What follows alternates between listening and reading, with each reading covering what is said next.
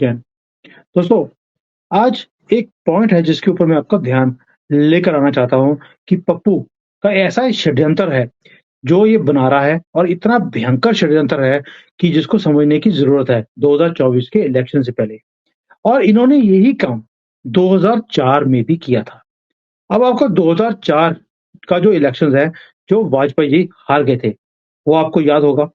वो परिणाम वाले दिन ऐसा झटका पूरे देश को लगा था, जो ना तो आप भूल सकते हो, ना मैं भूल सकता हूँ।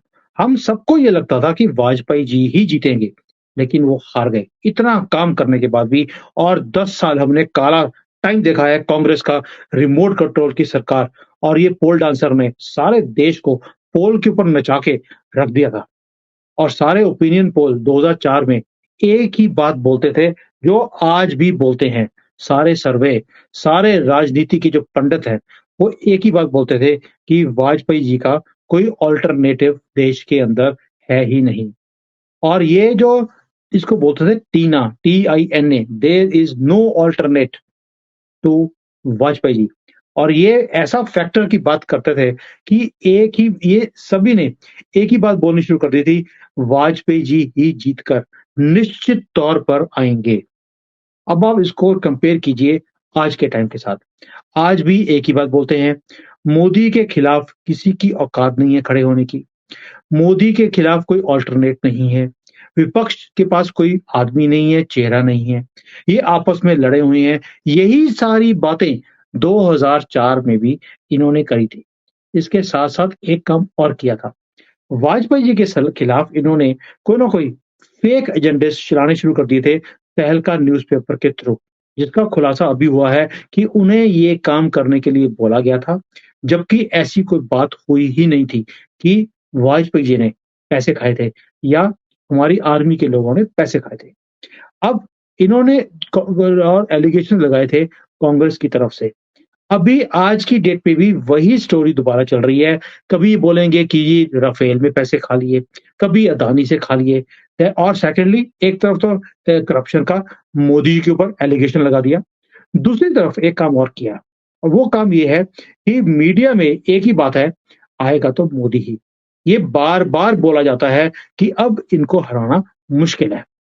अब होता क्या है, इस निश्चिंता के कारण एक ऐसी हवा चलती है, जो 2004 में भी 4 में भी चली, कि जो मिडल क्लास का जो वोटर्स है, वही जाता है वोट डालने के लिए।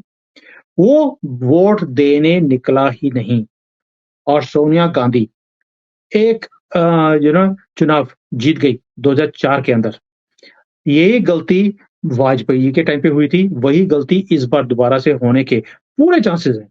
उस वक़्त सोनिया की जो ये जीत थी, इससे इसका एक ही निचोड़ निकला था कि सामान्य वोटर्स बाहर निकला नहीं। और सोनिया गांधी जानती थी कि ये आलसी लोग होते हैं। अगर इन्हें पता लग जाए कि भई हमारा नेता जीतने वाला है, वो बाहर निकलता ही नहीं है, और इसलिए इन्होंने एक ऐसी हवा निकाली बाहर कि भई आपको बाहर निकलने की ज़रूरत ही नहीं है, आपका नेता तो जीता पड़ा है। और यही काम ये अभी भी कर रहे हैं मोदी जी के लिए। अब मुझे बताइए, अब एक और चीज़ है, इनकी चालें समझिए आप राहुल गांधी की, फिर आप समझ जाएँगे कि रणनीति इनकी क्या है।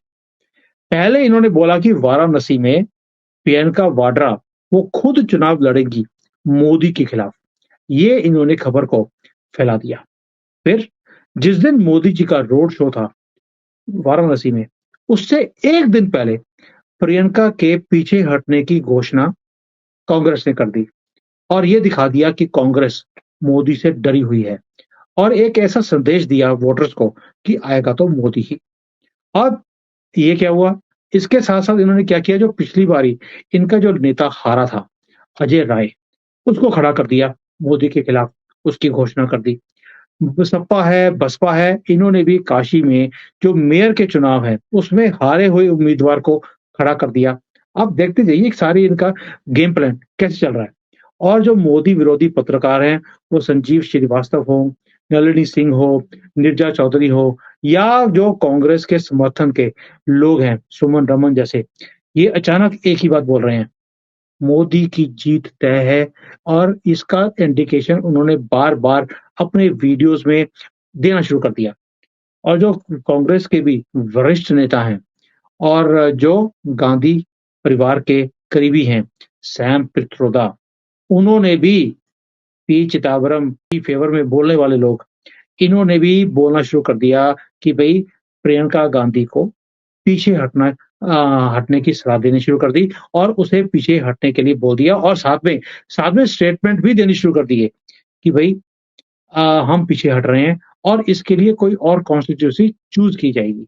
यानी कि ये संदेश देने की कोशिश कर रहे हैं कि प्रियंका और कांग्रेस मोदी से डरी हुई है क्योंकि मोदी ने जीत कर आना ही है।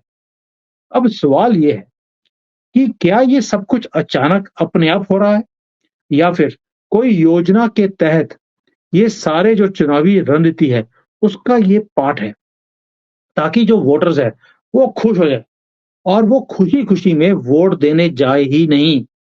क्या ये वो प्लान नहीं है जो 2004 में भी ये सफल हो गए थे और ये प्लान सोनिया गांधी का खुद का बनाया हुआ था। पप्पू के तो बस की बात नहीं है प्लान्स को बनाना, ये सोनिया की चाल थी।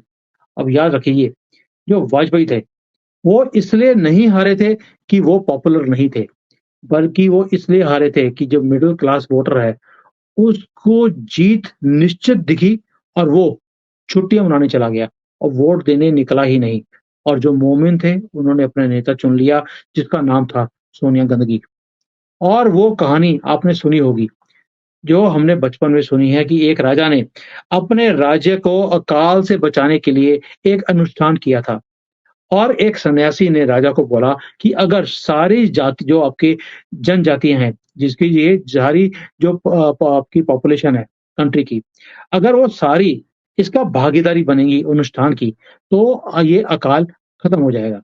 तो उन्होंने कहा कि राज्य का हर व्यक्ति अगर यदि कुएँ में से 1 लोटा दूध कुएँ में 1 लोटा दूध का डालेगा, तो यहाँ पर अकाल खत्म हो जाएगा। तो राज्य में ये मैसेज पहुँचा दिया गया। अब सब लोगों ने सोचा कि सभी वहाँ पे दूध डालेंगे, मैं 1 लोटा पानी डाल देता हूँ, तो फ़र्क क्या पड़ेगा? किसी को क्या पता लगना है?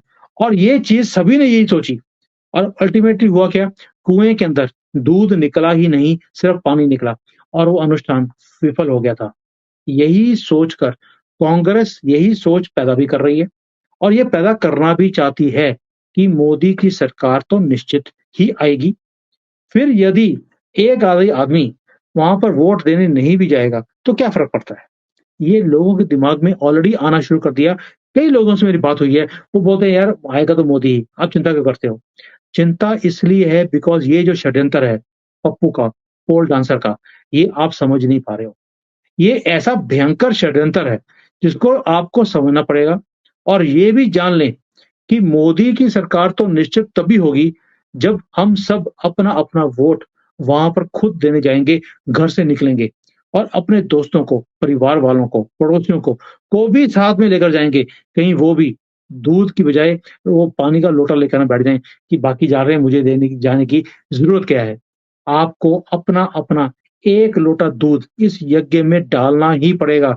अगर आप राष्ट्र के लिए ये राष्ट्र के लिए या एक कर्तव्य आपके दिमाग में है क्योंकि वोट देना भी एक देशभक्ति है, वो भी एक हमारा कर्तव्य है। मेरी बात आपको ना आज गाँठ बाँधनी पड़ेगी आपको कि भई जो 2004 में हमने गलती करी, उसके कारण 10 साल हमने काला टाइम देखा और देश हमारा कभी भी लुढ़क सकता था, फ्रेजाइल 5 में आ गए थे हम लोग। और ये देश का ये हाल था कि दुनिया ने जो सक्सेस स्टोरी थी भारत की, उसको सोचना ही बंद कर दिया, हमारी तरफ देखना बंद कर दिया और उन्हीं 10 सालों में चाइना 3 ट्रिलियन से 15-16 ट्रिलियन पे पहुँच गया। आप सोच के देखिए, जितना भारत को इन्होंने कमज़ोर किया, उतना ही इन्होंने कांग्रेस ने चाइना को शक्तिशाली बनाया और आज चाइना आँख में आँख डाल के बात करता है पूरी दुनिया के साथ। क्यों? क्योंकि वो नींव उसकी स्ट्रॉन्ग बन गई उस 10 सालों में। दोस्तों, ये जो षड्यंत्र है, ये इतना भयंकर है, इसको समझें और अपने आप को निश्चित करने से जो अपने दिमाग में अपने निश्चित कर लिया कि चिंता मत करो, आएगा तो मोदी ही। इस कीड़े को आपको बाहर निकालना पड़ेगा क्योंकि ये इतना बड़ा षड्यंत्र है, ऑपोज़िशन की तरफ से, स्पेशली कांग्रेस की तरफ से और हमारे लिब्रांडुओं की तरफ से। आपको राष्ट्रवादी जितने भी चैनल्स हैं, वो आपको आगाह करने के लिए लगे हुए हैं मेरे और कितने चैनल वालों से बात होती है, सभी एक ही बात कर रहे हैं कि जो लोगों के दिमाग में ये बात आती जा रही है कि आएगा तो मोदी ही, इसे बाहर निकालने के लिए हम लोग काम कर रहे हैं और आप इस षड्यंत्र में फँस मत जाना, ये मेरी गुज़ारिश है। और अगले व्लॉग में मैं दोबारा बात करूँगा पप्पुओं के और षड्यंत्र की, जो ये रच रहे हैं या रचने वाले हैं। तब तक जय हिंद, वंदे मातरम, जय Shri Ram. Hi there. If you liked the video, please don't forget to smash the like button, subscribe to our channel, and activate the bell icon so that you receive all notifications whenever we upload a new video. Thanks for watching.